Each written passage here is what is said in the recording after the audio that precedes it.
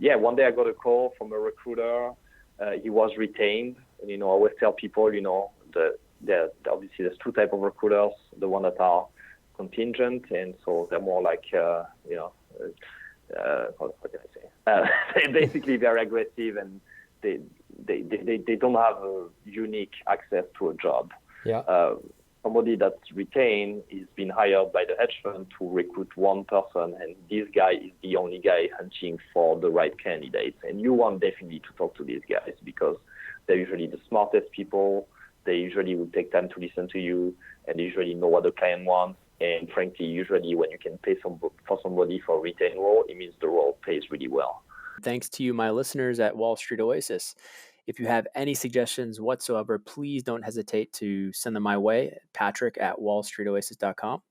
And until next time.